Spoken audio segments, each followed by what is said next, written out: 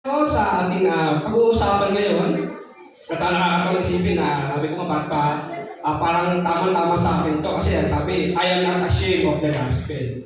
Parang sa isang taong mahihain at parang ito ang tamang-tama para sa akin. Siguro, tingnan natin yung text o yung text na meron tayo sa Romans chapter 1 verses 14 to 17. Sabi niya dito, I am obligated both to Greeks and non-Greeks, both to the wise and to the foolish. That is, verse 15, that is why I am so eager to preach the gospel, also to who are in Rome. For I am not ashamed of the gospel because it is the power of God that brings salvation to everyone who believes. First to the Jew, then to the Gentile. For in the gospel, the righteousness of God is revealed, a righteousness that is by faith from first to last, and just as it's written, the righteous will live, but the righteous will live by faith. Tayo muna namin, Panginoon, maraming salamat po Diyos. At muli, Panginoon, na maunawaan namin ang iyong katugunan, Panginoon, sa amin na kami po ay tagapagdala ng iyong mensahe bilang isang totoong Kristiyano na nakakaunawa ng mga bagay na dapat namin gampanan bilang isang lingkod mo. Nais namin, Panginoon, na samahan mo kami at ang iyong lingkod na maging pagpapala, Panginoon, na kayo siya magbigay ng kagalingan, Panginoon, katalinuhan na nagmumula, Panginoon, sa inyo at maunawaan namin, Panginoon, ang aming teksto at namin makita, Panginoon, kung paano kayo katapila sa buhay ng bawat sa amin. Salamat po. Sa iyo po namin binabalik ang papulit. Pasalamat sa pangalan ni Jesus namin tagapagligtas. Amen at amen. Dito, tingnan natin siguro yung background ng Romans. Bakit ba nasulat yung Romans? Ito po ay succinct, clear, and systematic presentation of Christian doctrine of all Scripture. Kaya kung bago po kayo sa pananampalataya, mas mainam po na isa sa mga priority na basahin ay yung Romans. For this reason, it is often one of the first books that new believers read when they start to study the Bible. Kaya nga po, kung gusto nyo pong lumalim sa Panginoon, try nyo po na yung book of Romans na isa sa mga categories nyo po na basahin. And then, what is the book of Romans all about? When and why it's written? And how does it speak to those as reading it today? Ano ba yung ano ba meron dito sa Romans? Meron tayo dapat na pagkukulan. Sabi dito, Romans was intended to provide direction, encouragement, and guidance to the community of believers. Sa ating mga komunidad o bilang sa mga isang community o sa pamilya ng Panginoon na mga nanampalataya, siya sa mga dapat natin makita yan. And Paul, other apostle, wrote many of these letters to various churches, and faithfulness together, this letter makes us a section of New Testament notes at apostles. Yan po ang tawag yan, apostle po yan tawag yan. Tingnan natin yung overview. Sabi dito, set us to share foundational knowledge with the community of believers begins remarking the human sinfulness. It is the tendency. Sabi niya dito, yung una, sabi niya, our neutral inclination of sin separate us from God. We cannot make ourselves right or earn salvation of our own. Tama po ba? Tama po ba yung pagkakasama niyan? Our natural inclination to sin separate us from God. We cannot make ourselves right or earn salvation on our own. Sabi sa Romans chapter 1 verse 21, sabi, yes, they knew God, but they wouldn't worship Him as God or even give Him thanks. Kaya nga po, nais ng Panginoon sa atin, sa book of Romans, makikita natin na ang katugunan ng Panginoon na tayo ay hindi lang dahil sa gawa, tayo ay pinaghiwalay sa Panginoon. And then sabi dito, yung pangalawang central theme natin, in His loving kindness, God provides the way to redeem us through His Son, Jesus Christ. Pamamagitan ni Yesu Cristo, who paid our sin debt through His sacrificial death.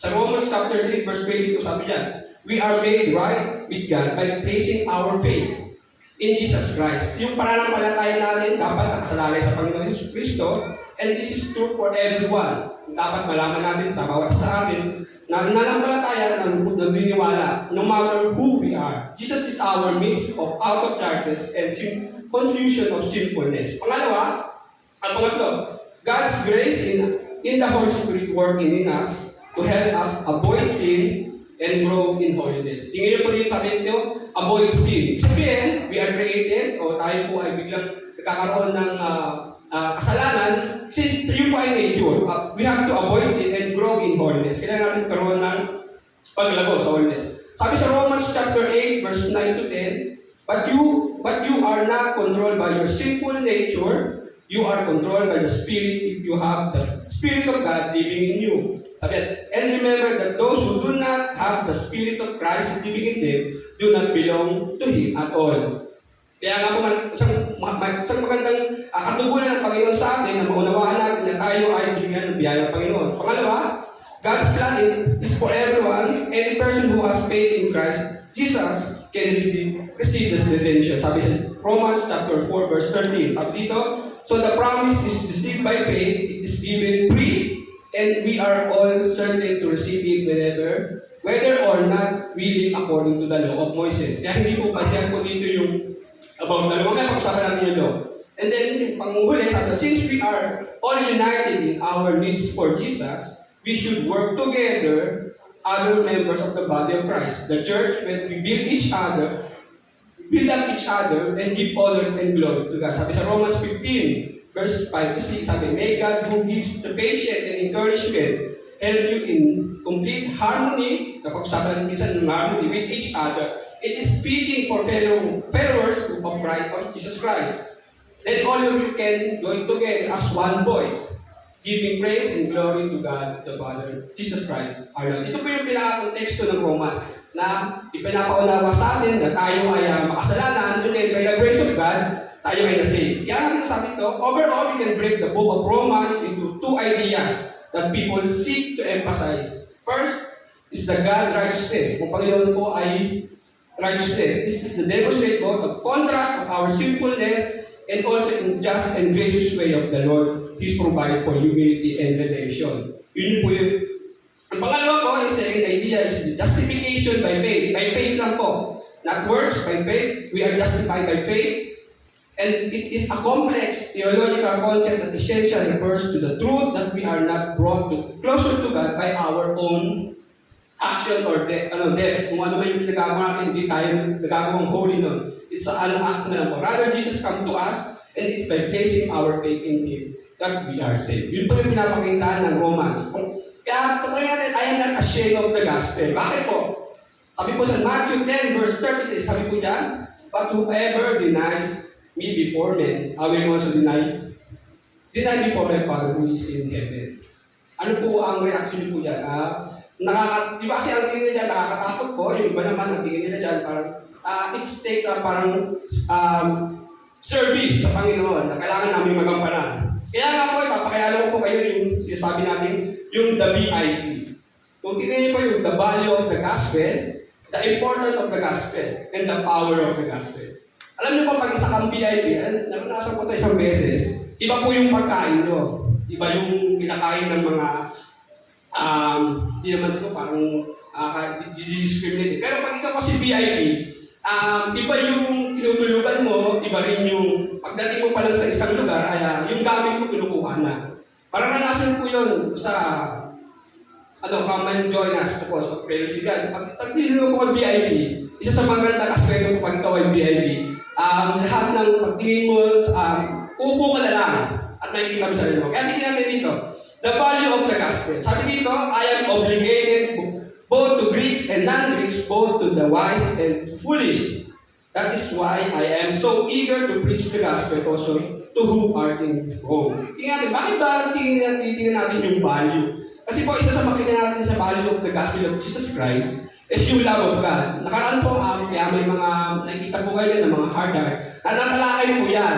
Yung una pong preaching ni Pastor, nakalakay po dun yung agape, yung different kinds of love. Pero titingnan niyo po, bakit pag ini-emphasize ng Panginoon lagi natin i-exercise yung agape lang? Kasi sa mundo po natin ngayon, pag may red flag ka, kiss ka na. Ibig sabihin, pag there are circumstances in life na makikita natin na pag may mali ang isang tao, kaya pag mayroong kakulangan o kahinaan ng isang tao, doon mo makikita na kailangan, hindi ito pwedeng mahalin, hindi ito pwedeng. Pero ang titignan po natin, pag sinabi natin agape lang, it's considered. Ako kung kahit may red flag pa yan, o kaya kahit may green flag, mas maganda na kahit may red flag siya, kaya mo siyang mahalin. Yun po yun, it covers all. Kaya nga ako, sasabihin natin para sa kapatiran, mahirap magmahal kasi may nakita tayong kahinaan o kakulangan sa kanya. Pero ang nais ng Panginoon, as we grow together, sabi nga sa Rome, na hindi natin kailangan i-work out o yung gigs na may pay tayo. Kasi na-receive lang natin sa Panginoon. Kaya kailangan mag-work out. Kaya yung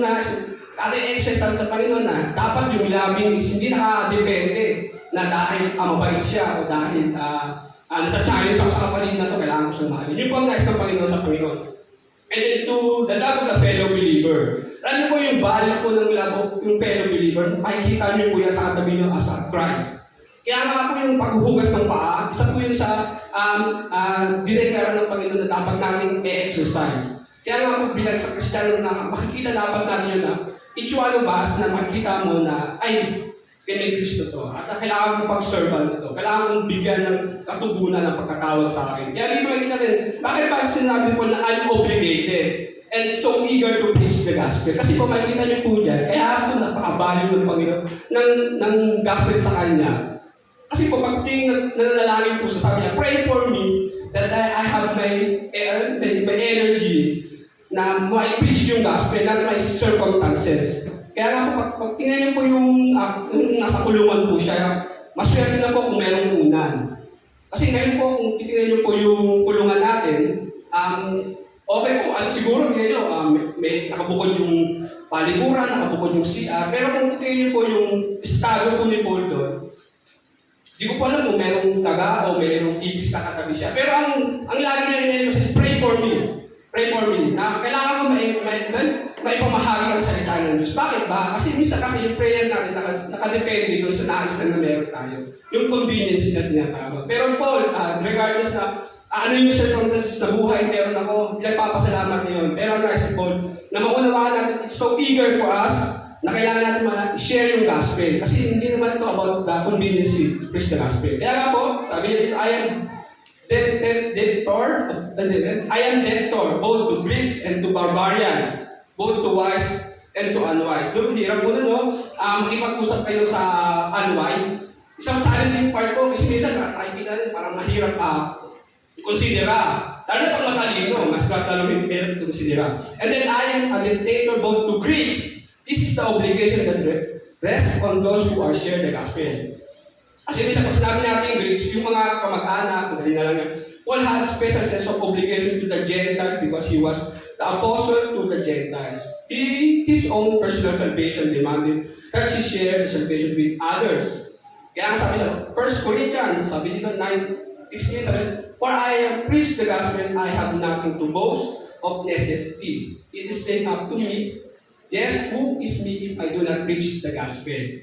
Kaya nga po, i-consider natin na pag we preach the gospel, let's talk about tayo. Hindi ito tumutukoy sa atin. Ito tumutukoy sa gospel ng Panginoon. Kaya nga, kung mag-preach kasi minsan nakikita natin yung sarili natin. Pero hindi po, kahit ako, wala akong may pagmamalaki. Ang may pagmamalaki ko lang is to preach the gospel. Kaya kaya po ni Paul. Kaya nga nais ni Paul na kung tayo man magkakaroon ng eagerness and obligation, so self-obligation, ay kailangan natin may preach ang gospel. And then, sabi niya dito, barbarians or non-Greeks. It's anyone other than Greek or those who do not speak English. Ibig sabihin, yung mga dialectual o yung mga hindi nakaka-intindi. And then, to the wise and to the unwise. Ibig sabihin niya dito, yung culture or the unculture.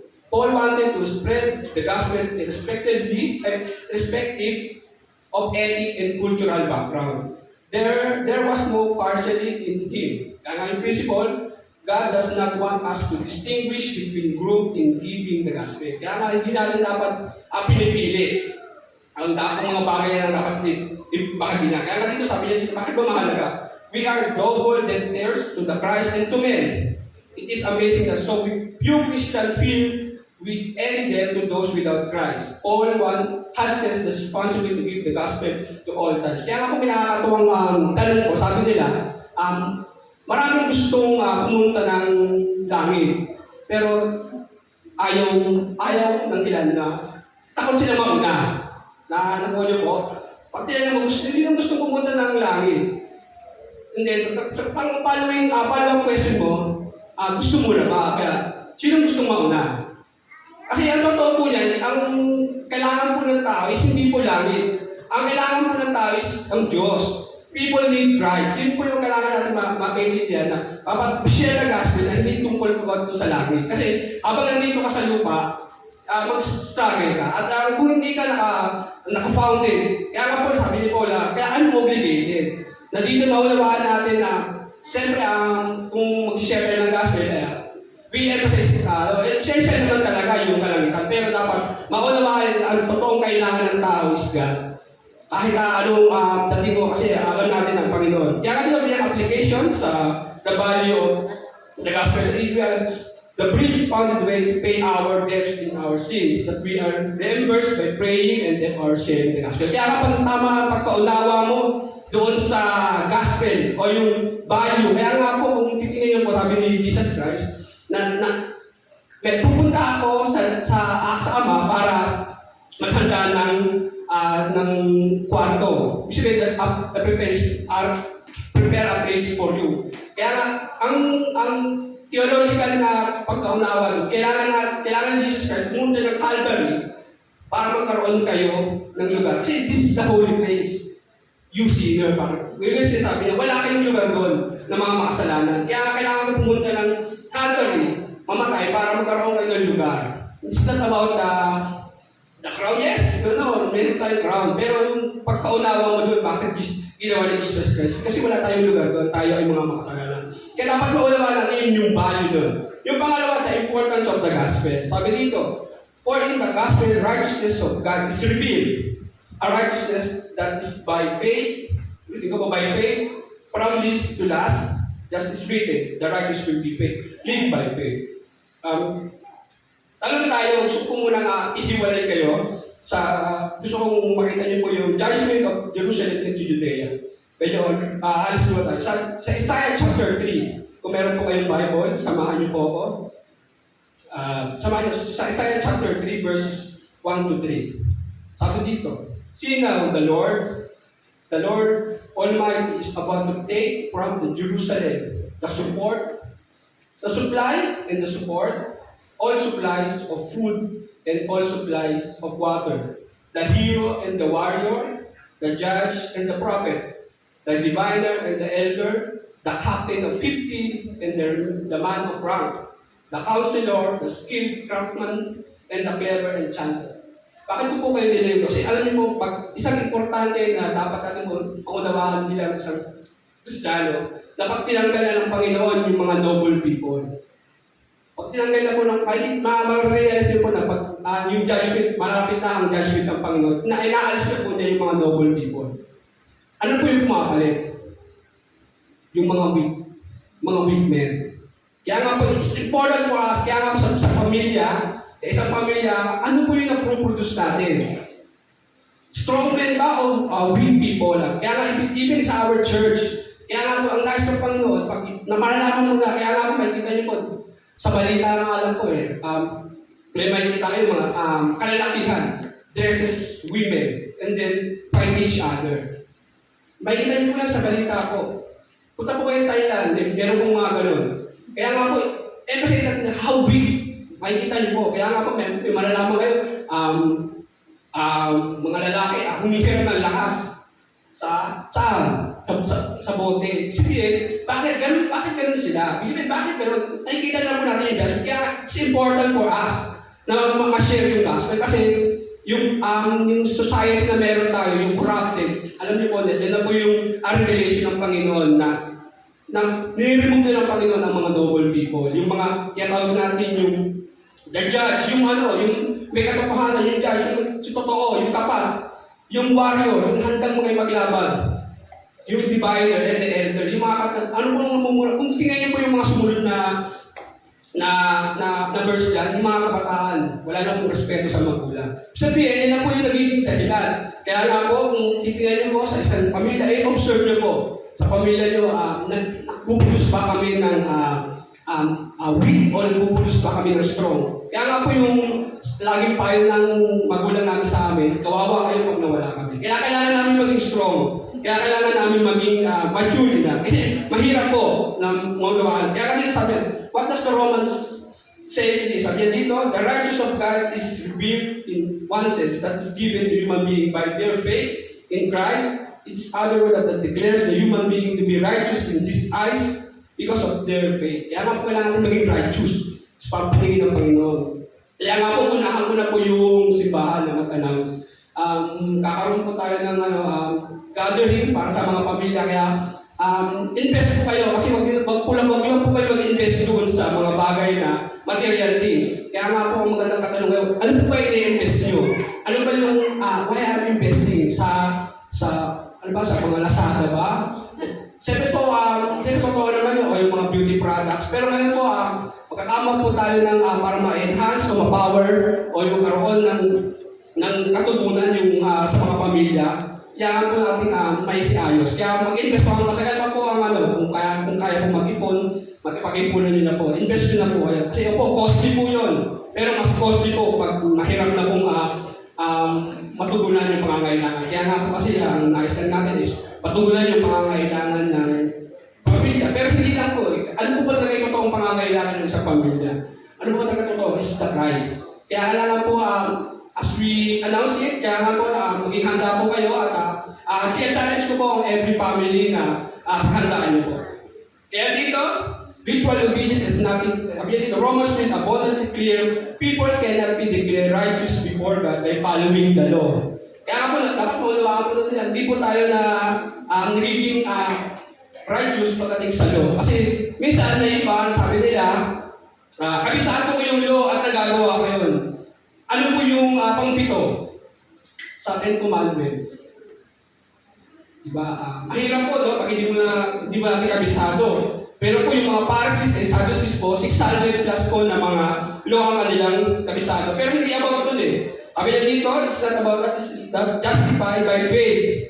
Christ died to pay the penalty of death and separation from God for our sins on the cross. When we trust in Christ, God sees us through Christ and declares to be righteous, not religious, and justified. Sabi nito sa Philippians chapter 3, verse 8 to 9, sabi niyan, that I may gain Christ, be founded in Him, not having the righteousness of my own that comes from the law. Hindi po dapat nakabase sa law, but that which comes through faith in Christ, the righteousness of God that depends on faith. Kaya nga po maulawan na yung pananampalataya po ay yung po yung nagsalba sa atin. Yung po yung nagkaroon tayo ng idea. And then yes, everything else is worthless when compared with the infinite value of knowing Christ. Mahirap po ang pag-aralan ang kabuhayan ng buhay ng Panginoon. Pero ang nakakatawang isipin at bibigyan po tayo ng katulong ng Panginoon. Sabi niya dito, for this sake, I have disregarded everything else, counting it all as garbage, so that I will gain Christ and become one with Him. I no longer count on my own righteousness through obeying the law, rather I become righteous through faith in Christ, for the way that make us right in self-dependent on faith. Kaya nga po, kung tutusin, yung pagka-gather po ng tayo dito sa iglesia bilang as a church, resulta na lang po yan ng everyday life na meron tayo. Everyday witnessing the God's love. Kaya nga po, ang tanong ng iba dyan, bakit ka ba pumupunta ng church? Para ma-experience ang Panginoon. The idea is good. The intention is good, the idea is wrong. Bakit po? Kasi doon mo palang, pag pumunta ka pa lang ng church, doon mo palang kinukonsidera na ma-experience ang Panginoon. Pero which is dapat daily of your life, kaya nga ma-experience mo na ang Panginoon. Kasi ito po ay katugmulan na lang po ng pananampalataya natin sa Panginoon. Kaya nga po tayo faithfully na pumupunta sa Panginoon. Kasi ito po ay, kung titingnan niyo po, kami ba ay, halimbawa po, kung kami ay sa music team, mas nakakaalam ba sa inyo? Hindi po. Pare-parehas po tayo. Result na lang po yan ng pananaw at paniniwala namin sa Panginoon. Yung pag-ibig na meron kami sa Panginoon. Kaya nga po nakakagampal kami. Kaya nga po mahirap pong, kung gano'n lang yung basyan nyo, mag-pray lang ako para ma-experience ko ang Panginoon. Yes, it's good. Pero kung hindi ka nakapagpanalangin, kung hindi ka nagkaroon ng devotion, mahirap po. Kaya nga po ang nais ng Panginoon sa akin na every day of your life, you experience it. At maunawaan mo yun. At yun po yung importance ng gospel. Kasi kung iaalay nyo lang po sa Sunday worship service na meron tayo, 6 verses 1 days po, durog po kayo. At hindi po kakayanin ng mapangatawa. May hirapan po tayo. Kaya nais ng Panginoon, bilang isang importante po na isa sa mga importance ng gospel is ma-experience lang natin, hindi lang natin ng pamilya na meron tayo at yung future plan pa na meron tayo. Kaya nga po, ang dahil sa Panginoon, huwag lang namin ito ang buhay na meron tayo. Yung pangalawa po is the power of the gospel. Dito po tayo natin kita ang power of God. Sabi niya, for I am not ashamed of the gospel because it is the power of God that brings salvation to everyone who believes. First, to the Jew and to the Gentile. Sabi niya dito, Christians in Rome are tempted to be ashamed about bakit po ba? Kasi sila po ay kung iisipin niyo po ang buhay po ng mga Kristiyano sa Roma ay petics po. Yung iba nilang mga kababayan ay pinipersecute, pero po sila napakasarap ng buhay po nila. Bakit ba sabi ni Paul na kailangan huwag kayong matakot? Sabi niya nito, it is one thing that to believe that gospel is another thing to take risk of preaching it to the stranger. Ulitin ko po, it's one thing to believe the gospel, it is other thing to make the risk of preaching it to stranger. Tama po ba? Opo, madali pong maniwala at pagtukulan ng paniniwala yung tayo ay maniwala sa gospel. Pero it is risk po na to preach the gospel is to a stranger. Mahirap pong yan. And Paul will have none of that. The gospel message is nothing less than the power from God to everyone who believes in it. Kaya nga po, si Paul po, kung isipin niyo po yung pakikipagtalakayan niya po sa mga taga-Roma, i-elaborate ko lang po para mga inyo kasi kung ubusin natin, maubos po yung oras natin. Sabi po ni Paul, ito po ang nangyari niya. There are leaders in Rome na nakakidiscuss ng kanilang mga Diyos. Sabi nila, ito yung God na meron tayo, may mga statue, meron silang mga pinaniniwala ang mga Diyos. Pero ito si Paul, tumayo. Sabi niya, pwede ba akong magsalita?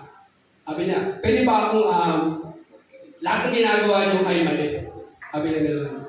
Kasi sabi ng mga taga-Roman, mga leaders, pwede natin nga pag-usapan. And then, eto na, sabi niya, meron ako ipapakilala niyo. Hindi a Savior kasi iba yung a Savior, the Savior.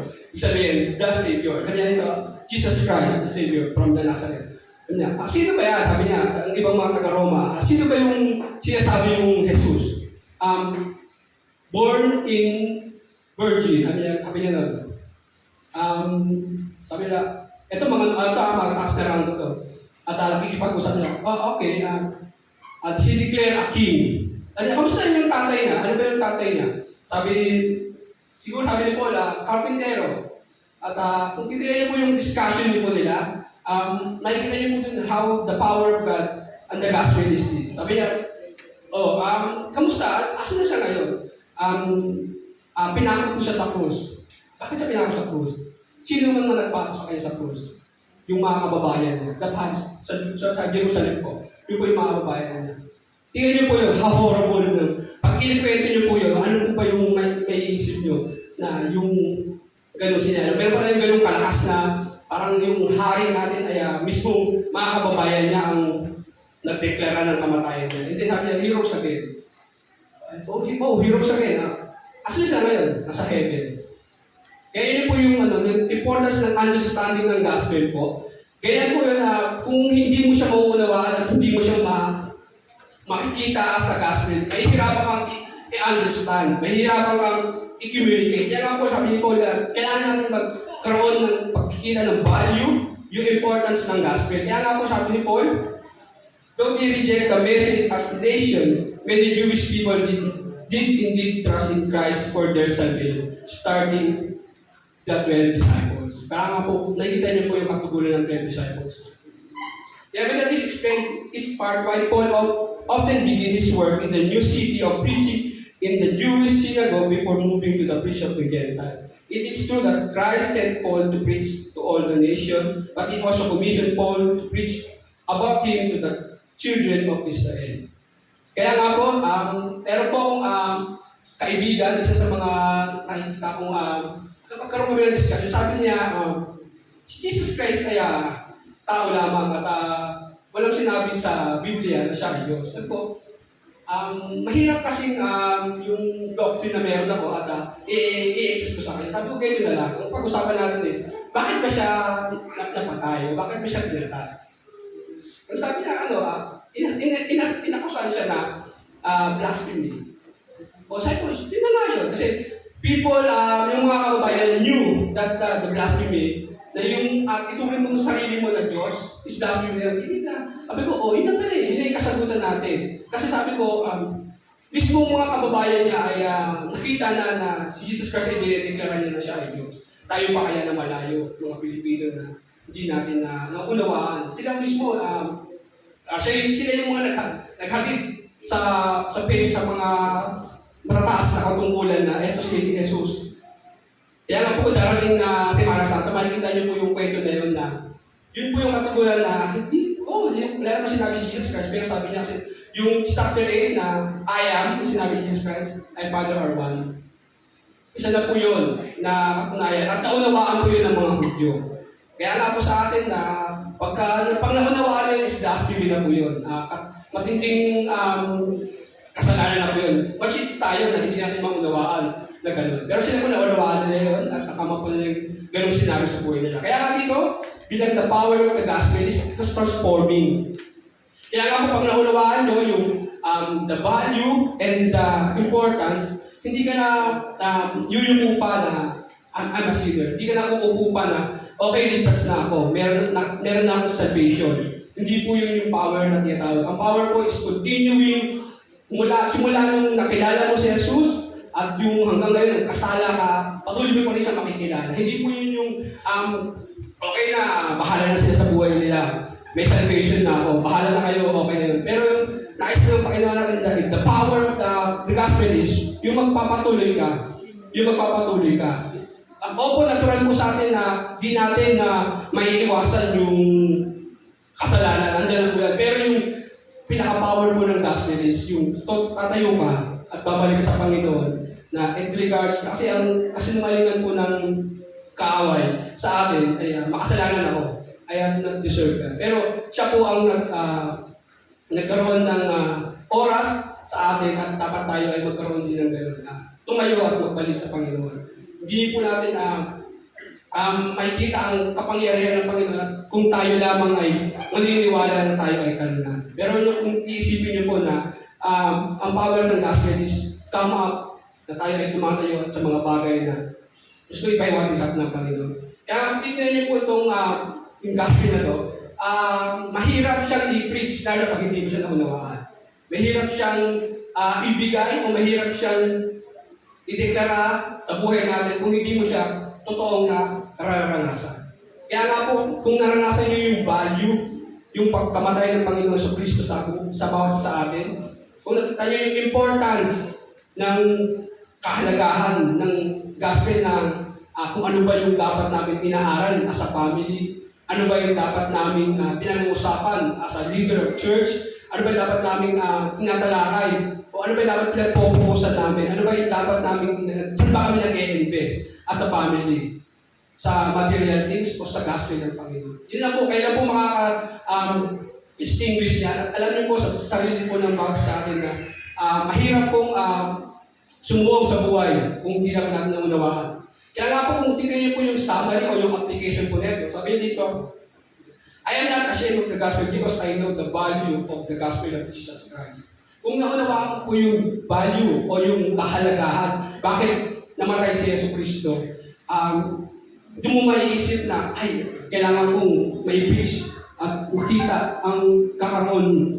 And the importance of the gospel, hindi lang sa akin, kundi sa pamilya ko, yung importante ng makita kung ano ba yung naproproduce ko, ano ba yung mga bagay, yung mga dapat ko pang makita as a leader, as a church, at sa community. Hindi lang po ganun pa ka-importante. And the power of the gospel of Jesus Christ. Yung makikita niyo po yung power na patuloy na nagbabago.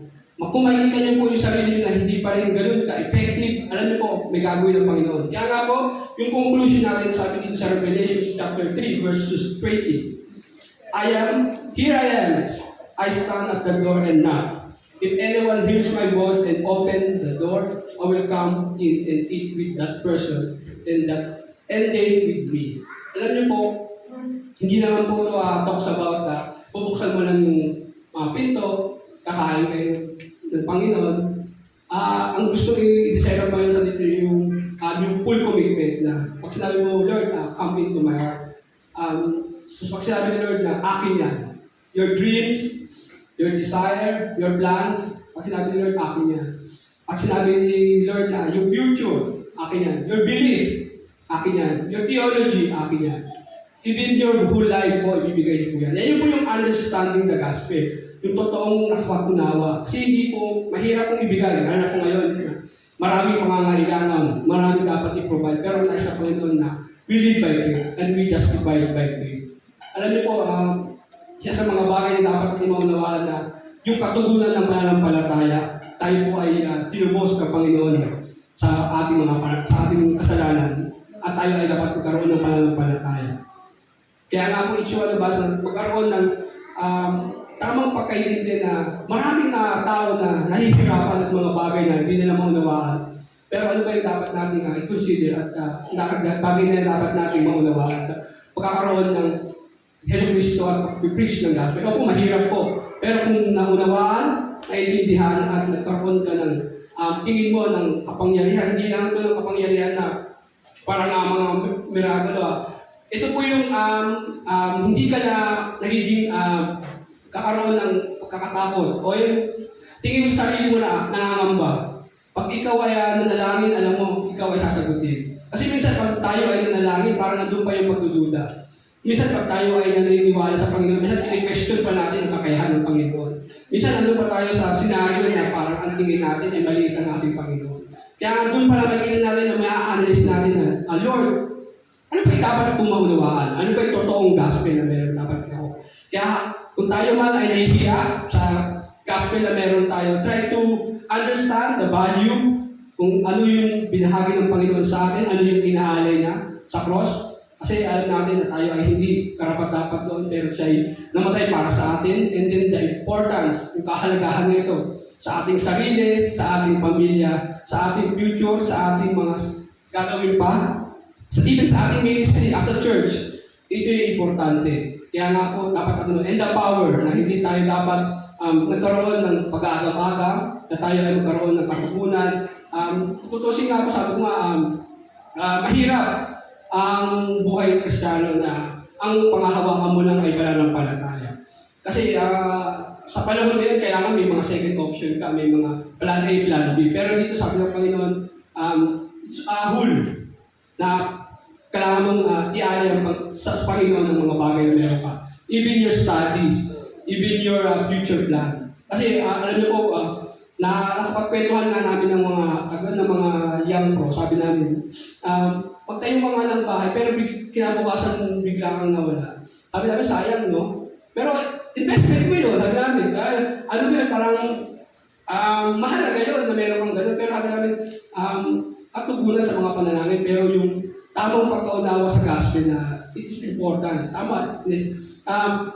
Nagkaroon ka ng ganong dreams, pero ang nais ang Panginoon na minsan pag dinigay ka sa ang Panginoon sa senaryo na hindi ka tanggap-tanggap, madaling questionin ng Panginoon.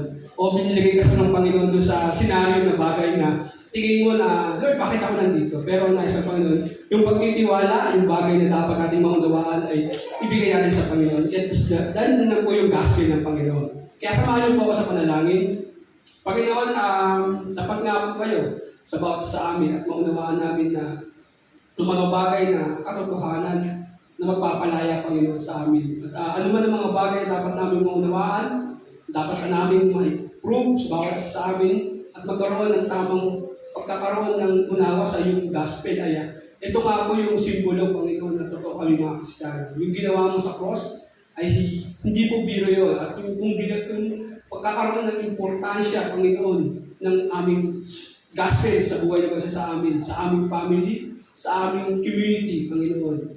Makikita niyo po yun. At ang power, Panginoon, ang kalagahan nito sa buhay na sa can transform life, Panginoon. Marami po sa amin nagkakaroon pa rin ng pagkaagam-agam, mga bagay na dapat namin isurrender na, Panginoon, sa iyo.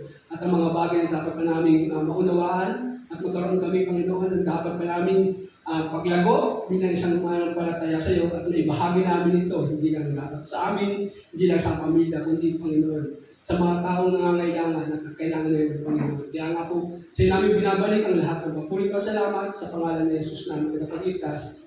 Amen at amen.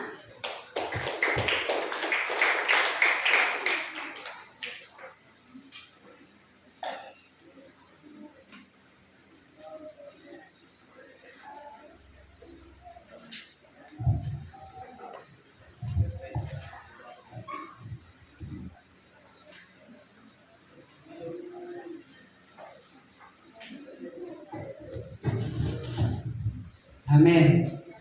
Salamat sa mensahe. Nawa ay naliwanagan po tayo. Naliwanagan po ba tayo sa gospel?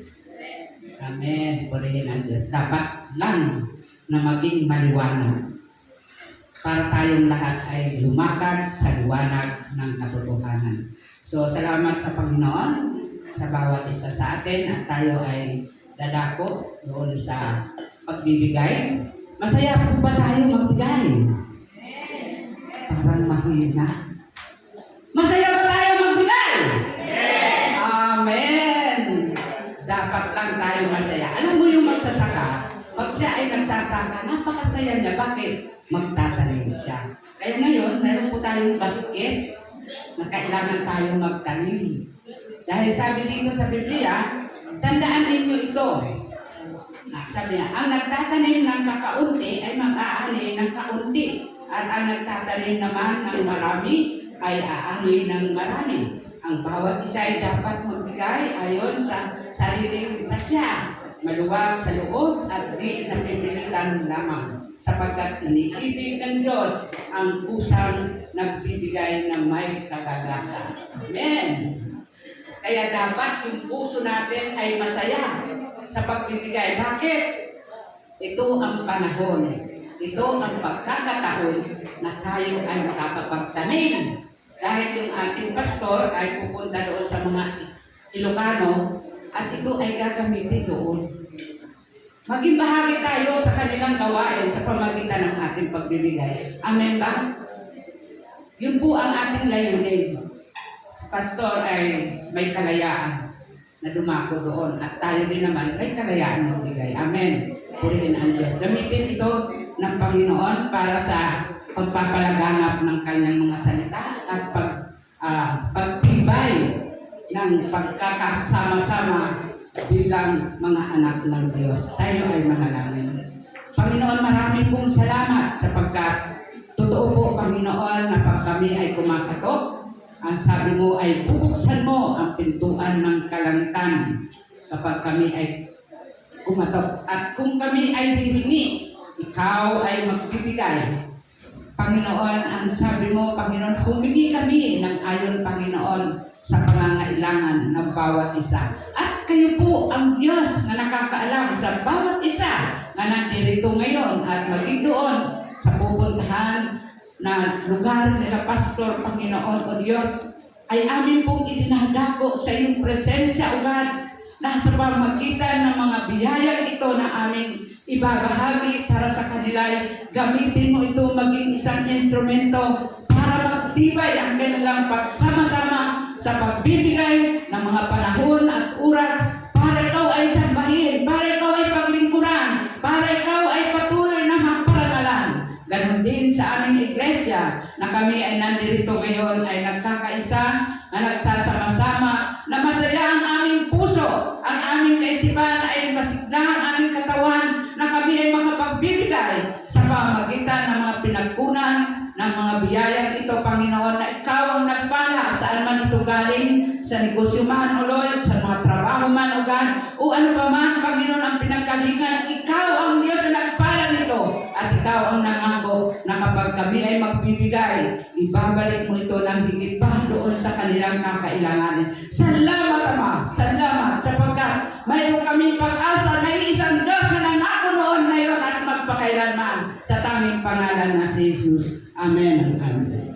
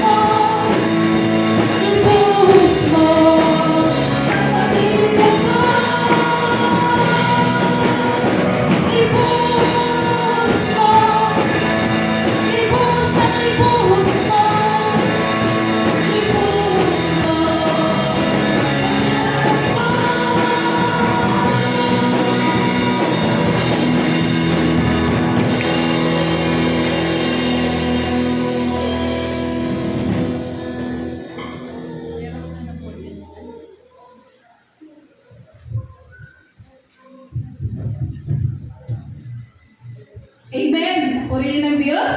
Salamat sa Panginoon. Ano po, sa kanyang presensya sa buhay ng bawat isa sa atin. Ayan, talagang pinagpala tayo ng ating Panginoon sa araw na ito. Purihin ng Diyos. So, bago po ang ating closing prayer, tayo po muna ay makapakinig ng maikling announcement. Ayan po. Actually, dapat mayroon pa tayong another announcement, pero mag-focus po muna tayo dito sa ating church anniversary. Medyo nabago ng kaunti. Dapat magpe-present kami ngayon yung patungkol sa ating family camp. Yung pong talagang bawat pamilya natin ay nais natin makasama doon sa event na yon. Pero ililive po natin muna siya. I-move natin doon sa church anniversary natin. Doon tayo mag-present para nandito din yung ating mga kapatiran. Di po ba? So, ano muna? Focus na lang po muna tayo sa ating announcement dito sa ating church anniversary. Nagaganapin po yan kailan? March 24. Ayan. Pag-ilan na po yun? Meron po bang nakalam? 37. So, biro niyo kung gaano tayo sinamahan ng ating Panginoon. So, yun po. Sa March 24, wala pong pupunta ng umaga. Baka po maligaw tayo ng schedule natin. 1 o'clock po ang ating start ng gawain. So, continue na po yan. So, siguro mag-early lunch na po tayo dahil wala po tayo nakaprepare na tanghalian dito. Malinaw po ba yun? So, ayan po. Mag-lunch na po tayo sa atin at sana po 1 o'clock or before 1, nandito na po tayo para hindi naman tayo naabot ng gabi. Di po ba? Kung maaari ay